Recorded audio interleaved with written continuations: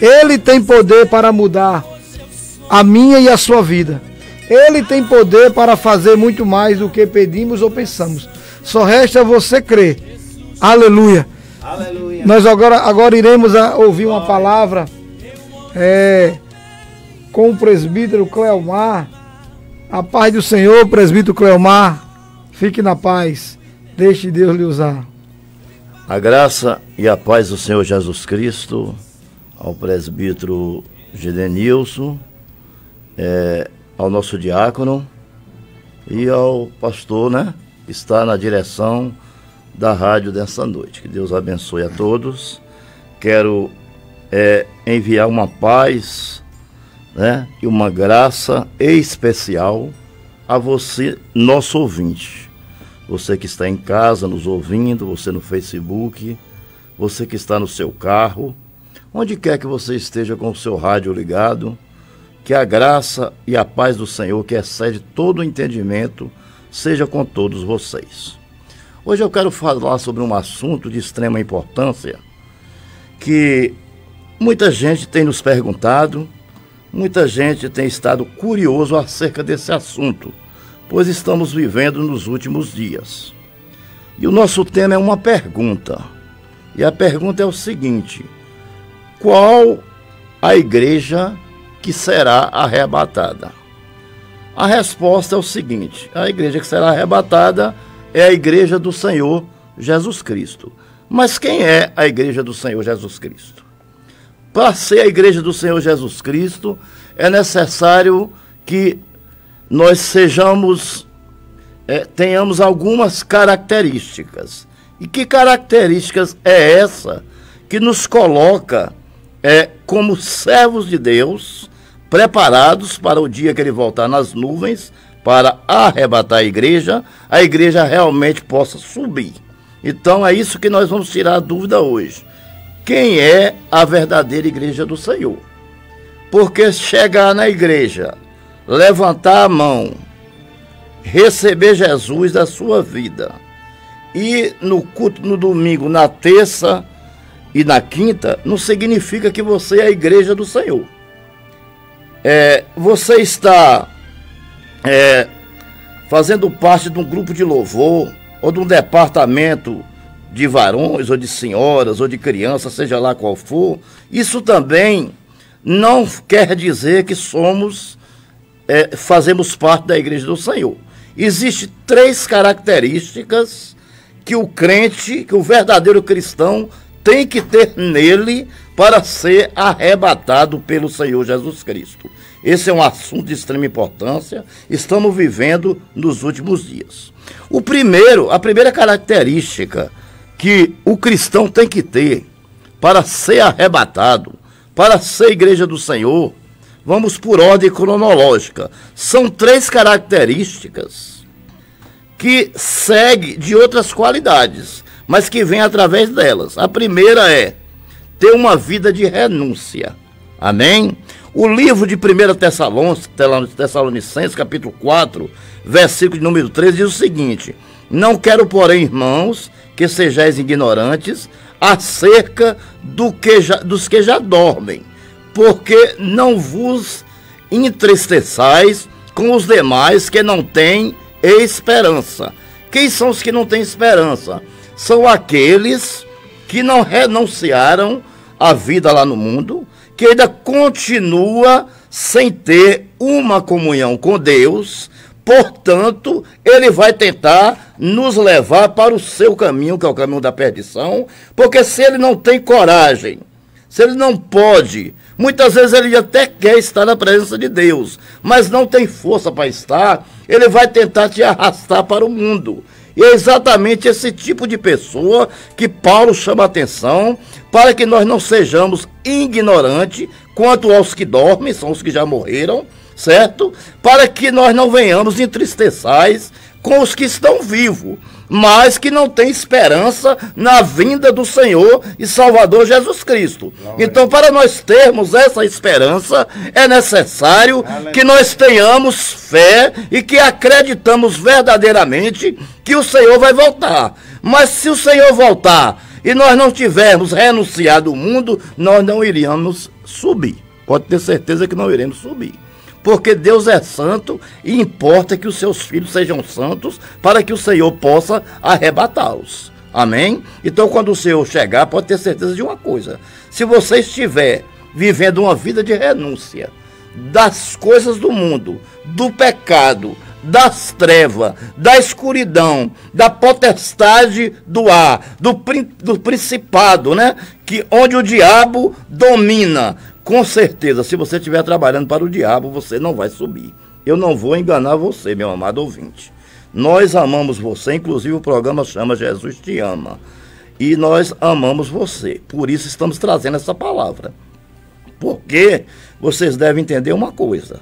Se eu partir hoje e eu partir com Jesus, mesmo eu dormindo no Senhor, no dia do arrebatamento, os mortos ressuscitarão primeiro e eu serei arrebatado. Por quê? Porque eu renunciei às coisas da carne, né? Eu preferi olhar para as coisas do alto, para o Espírito de Deus, do que para as coisas da carne, né? O pecado que enferma a carne e que afeta a mente e o coração. Amém? E que nos faz perder a comunhão com Deus. Então, essa é a primeira característica que o crente, que o verdadeiro cristão tem que ter. É uma vida de renúncia. Em segundo lugar, o cristão, ele deve ter intimidade com Deus. Intimidade com Deus. Vamos ler o versículo de número 14 de 1 Tessalonicenses 4, que diz o seguinte: porque se cremos que Jesus morreu e ressuscitou, assim também cremos que nós ressuscitaremos em Cristo. Amém? Porque se cremos que Jesus morreu e ressuscitou, assim também aos que dormem em Jesus, em Deus, ele ressuscitará com ele. Amém? Então, analise só uma coisa. Jesus, ele veio, viveu santo, né? Morreu santo, ressuscitou santo e vive eternamente santo.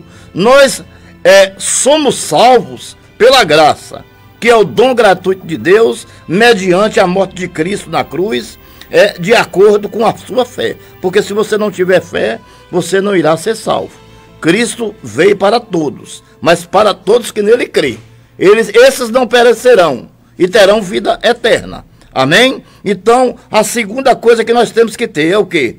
Intimidade com Deus. Primeiro nós temos que renunciar para dar o primeiro passo e Deus fazer uma limpeza. E depois nós temos que ter intimidade. Porque o filho, ele tem que ter intimidade com o pai. Ele não precisa ter medo de Deus, ele precisa ter temor e intimidade. O que é intimidade? Intimidade é quando você prostra no seu quarto, fecha a porta, olha para o céu e pede ao Senhor com intimidade, porque ele é o seu pai e você é o seu filho. E o pai ama o filho, e o filho ama o pai. Portanto, os dois têm que estar íntimos um do outro. Estamos como igreja do Senhor, como noiva do Senhor, né? Estamos íntimos do Senhor por causa da sua morte, por causa do derramamento do sangue do Senhor, né? E cremos que o Senhor virá para nos arrebatar. Mas é preciso primeiro uma vida de renúncia e depois uma intimidade com Deus. Amém? Pois bem, versículo de número 15.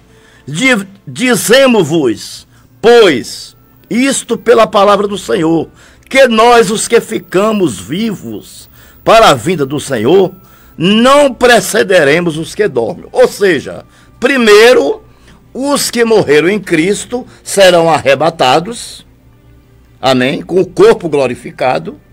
Aí a pessoa pode lhe perguntar, mas me diga uma coisa, e os que foram cremados, que ficou só a cinza e jogou no mar? E os aviões que caíram no mar, os peixes comeram? E os que foram concretizados, né? E os que morreram em explosões? Não importa.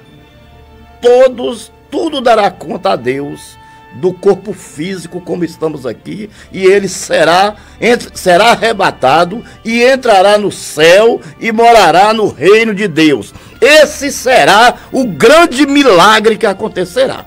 Acontecerá vários milagres, mas esse será um deles, né? Já pensou? Um corpo cremado, só sobra as cinzas, joga no mar, mas no dia do arrebatamento, ele dará conta ao Senhor daquele corpo. Amém?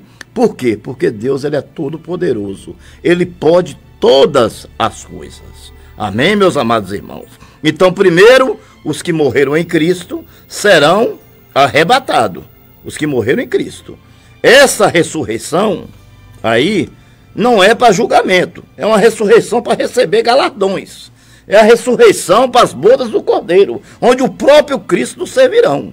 Veja o privilégio de ser crente. Você será servido pelo próprio Deus, pelo próprio Jesus Cristo. Ele servirá de um em um. Não sabemos quanto tempo vai durar, mas nós sabemos que aqueles que perseverar até o fim receberá a coroa da vitória, que é a salvação. Aleluia, louvado seja o nome do Senhor. Em terceiro e último lugar, meus amados ouvintes, primeiro, temos que ter uma vida de renúncia. Entenda, se vocês que estão me ouvindo agora, através do rádio, conseguir gravar isso aí, para mim já está bom. Primeiro, você tem que ter uma vida de renúncia. Segundo, você tem que ter intimidade com Deus. E em terceiro e último lugar, você tem que ter uma experiência com Deus. Quando o homem ele é verdadeiramente igreja do Senhor, ele já experimentou alguma experiência especial com Deus. Pode ter certeza absoluta disso. Porque Deus ama. Nós somos arautos do Senhor. Nós somos profetas do Senhor. Nós somos pregadores, proclamadores da palavra do Senhor. Então, o Senhor, ele sempre tem uma intimidade conosco. Ele nos permite, porque nós renunciamos à carne, nós renunciamos o seu opositor, que é o diabo, entendeu? Muitas vezes Deus até permitiu, porque ele não entra na vida de um cristão sem pedir permissão a Deus, e Deus até permitiu para nos provar, mas nós passamos na prova como ouro passa pelo fogo para ser provado, nós também passamos e fomos aprovados. Por isso, ele nos deu a condição de ser íntimo deles, e agora nós temos uma experiência com Deus. E agora nós temos uma experiência com Deus. Esse mérito não é nosso. Foi o Senhor que colocou em nós, pela sua misericórdia. 16, capítulo 16. Porque o mesmo Senhor descerá do céu com alarido e com voz de arcanjo e com a trombeta de Deus. Olha aí, ó, tem trombeta na história, viu? E a trombeta de Deus, e os que morreram em Cristo ressuscitarão primeiro, depois nós que ficarmos vivos seremos arrebatados juntamente com eles nas nuvens, e ao encontrar com o Senhor nos ares, e assim estaremos com ele para sempre. Amém?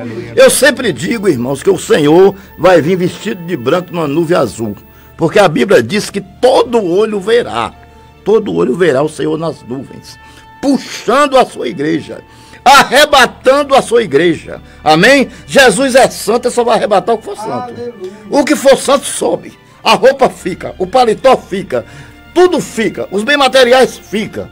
Quero dizer a você que nem prata, nem ouro, nem diamante, nada é mais importante do que a salvação. Trilhões de dólares não vale o preço da salvação, porque o preço da salvação foi o preço do derramamento de sangue, o sangue precioso de Jesus de Nazaré, o alfa e o ômega, o princípio e o fim de todas as coisas, o leão da tribo de Judá, Jeová Rafá, Jeová Jirê, o Deus que pode todas as coisas, o Deus de milagre, o Deus que arrebatará as duas testemunhas perante o anticristo, o falso profeta e todos os seus adeptos. Louvado seja o nome do Senhor. E aí, só aí os israelitas acreditarão que o Messias é Jesus Cristo. Louvado seja o nome do Senhor. Uma experiência com Deus. Para encerrar, meus irmãos, capítulo 18. Portanto, consolai-vos uns aos outros com estas palavras. Então, o que o Senhor está pedindo aqui? Para que aquilo que ele ensinou a você, O que eu estou pregando é que eu aprendi com o Espírito Santo. Mas ele me deu, não foi para ficar para mim, não. Porque se eu ficar só para mim, eu sou egoísta.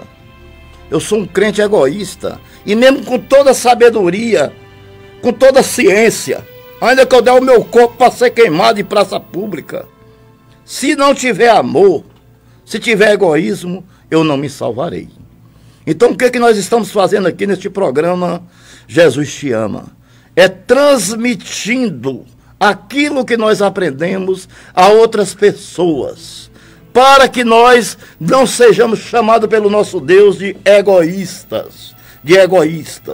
Para naquele dia, quando chegarmos, ele não dizer assim: Cleomar, não te conheço, afasta de mim, ó maldito. Não. Ele vai dizer assim: Cleomar, entre para o gozo do meu reino, o reino eterno, um reino inacessível. Louvado seja o nome do Senhor. Um reino indestrutível, um reino que nunca se acabará. Então, lembre dessas três coisas.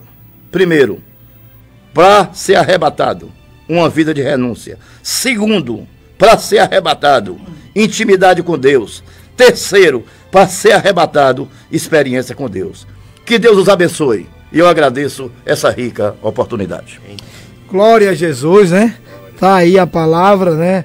Nosso diácono João Pedro deixou uma palavra. Agora o presbítero Cleomar, né? Que possamos verdadeiramente entender o que Deus quer conosco. Santidade, né, comunhão com Ele, que possamos verdadeiramente entender que o Senhor, Ele sempre quis se aproximar do homem. Aleluia. E o homem sempre fugindo, querendo fugir, achando que pode fugir da presença.